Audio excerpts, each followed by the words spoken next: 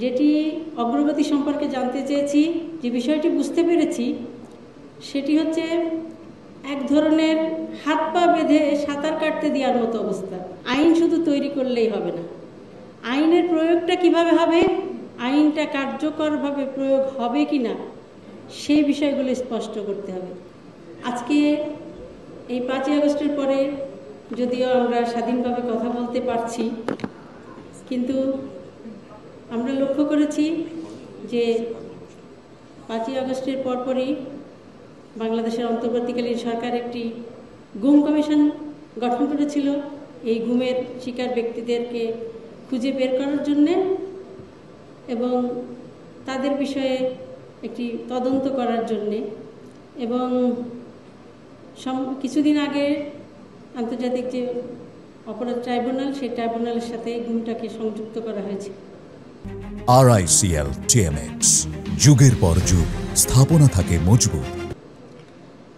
আমরা যদিও গুম কমিশন একটি নির্দিষ্ট মেয়াদের কথা বলা ছিল, কিন্তু আমরা দেখলাম যে 1 বছর পেরিয়ে গেছে, মেয়াদ অনেক আগে অতিক্রম হয়েছে। তো সেখানে কোনো উল্লেখযোগ্য কোনো অগ্রগতি আমরা দেখতে পাইনি। আমরা যারা গুম পরিবার আছি, আমরা গুম কমিশনে গিয়েছিলাম, গুমের কথা বলেছি, যেটি অগ্রগতি সম্পর্কে জানতে চেয়েছি, যে বিষয়টি বুঝতে পেরেছি সেটি হচ্ছে এক ধরনের হাত পা বেঁধে সাঁতার কাটতে দেওয়ার মতো অবস্থা।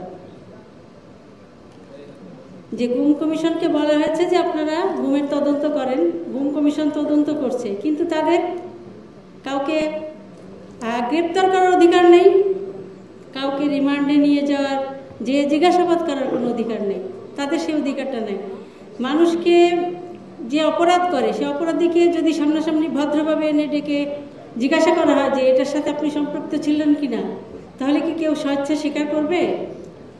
করবে না। কারণ আমরা এটাও জেনেছি যে এই গুমের সাথে যে সমস্ত বাহিনী জড়িত ছিল, একটি বিশেষ বাহিনী সেখানে সম্পৃক্ত ছিল এবং সেই বিশেষ বাহিনীর বিভিন্ন আইন প্রয়োগকারী সংস্থা যেমন র্যাব, পুলিশ, সেই সমস্ত জায়গায় সেই বিশেষ বাহিনীগুলা মাধ্যমে এই গুমের কার্যগুলো সংগঠিত হয়েছিল। কিন্তু সেই বিশেষ বাহিনী কোনো ধরনের কোনো সহযোগিতা করছে না। এই যে যাদেরকে গুম কমিশনে ডাকা হচ্ছে, জিজ্ঞাসাবাদ করা হচ্ছে, তারা কোনো ধরনের কোনো তথ্যই দিচ্ছে না এবং তাদেরকে গ্রেপ্তার করা অথবা রিমান্ডে নেওয়ার মতো কোনো সহযোগিতা তাদের কাছ থেকে পাওয়া যাচ্ছে না, বা তারা সেটা গুম কমিশন সেটা করতে পারছে না। সুতরাং তারা কিছুটা এগিয়ে যাচ্ছে, আবার পিছিয়ে আসছে, তারা কখনোই তাদের সেই লক্ষ্যে পৌঁছাতে পারছে না।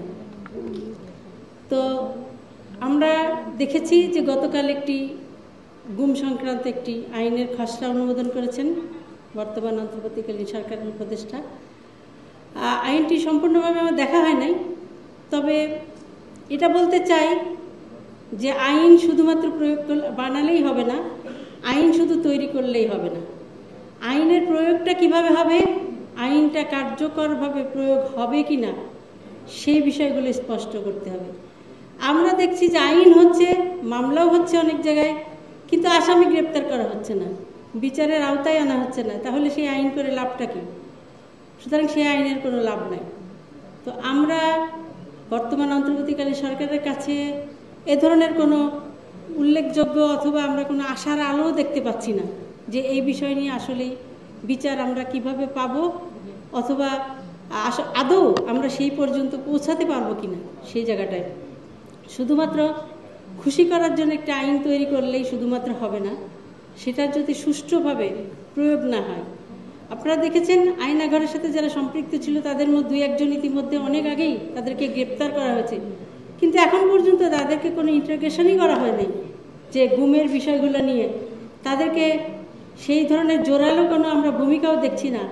আগে আমরা জানি রিমান্ডে নিয়ে মানুষকে অনেক অত্যাচার করা হতো বিভিন্ন রকমভাবে তাদের তথ্য বের করার জন্য, আর এখনকার রিমান্ড মানে কিন্তু তাদেরকে ভালো ভালো ভালো খাবার দেওয়া, ভালো আরামদায়ক বিছানায় শুতে দেওয়া, অথবা গল্প গুজবের ব্যবস্থা করা, বিভিন্ন ধরনের, এটাকে আজকে বর্তমানের রিমান্ড এটাকে বলা দেখছি আমরা আর কি। তো আমরা আসলেই এখনো হতাশাগ্রস্ত।